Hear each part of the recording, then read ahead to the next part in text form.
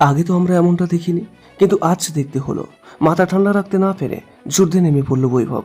অতি প্রশংসায় বৈভব অহংকারী হয়ে উঠল, নাকি বৈভবের সফলতায় কারোর নজর লাগলো? বৈভবকে তো আমরা এর আগে কখনো এমন রূপে দেখিনি। ম্যাচ হেরে যাওয়ার পর কেন এমন আক্রমণাত্মক হয়ে উঠল বৈভব?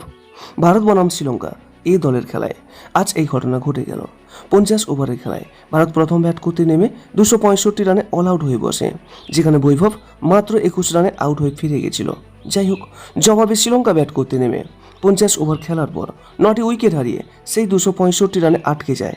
অর্থাৎ ফলাফলের জন্য রাস্তা এখন সুপার ওভার। ফলে আমরা ভেবেছিলাম বৈভব যখন আছে সুপার ওভার ভারতের হাতে, কিন্তু ঘটনা ঘটল উল্টো। শ্রীলঙ্কা সুপার ওভারে প্রথম ব্যাট করে 16 রান করে, অর্থাৎ তেমন একটা চাপ নয়। বৈভবের বাঁ হাতের খেলা, কিন্তু না, ভারত 9 রানের বেশি তুলতে পারেনি, অর্থাৎ শ্রীলঙ্কা ম্যাচ জিতে যায়।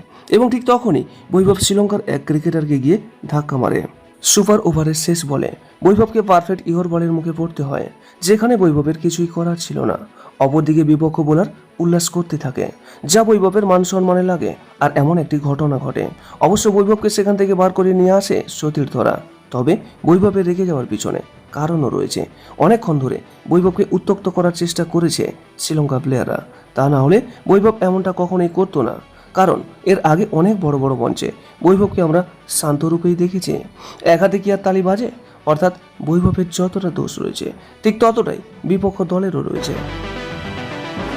আর ভারত এমন দল নয় যে দাঁড়িয়ে দাঁড়িয়ে বিপক্ষ দলের রঙ্গ তামাশা দেখবে।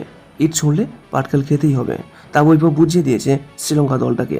ভবিষ্যতে হয়তো শ্রীলঙ্কা দলটা দেখে শুনে মাঠের মধ্যে আচরণ করবে, বিশেষ করে ভারতের বিপক্ষে। আর ভিডিওটি ভালো লাগলে একটা লাইক করবেন। নিয়মিত এমন আপডেট পেতে আমাদের এই চ্যানেলটিকে অবশ্যই সাবস্ক্রাইব করে রাখবেন।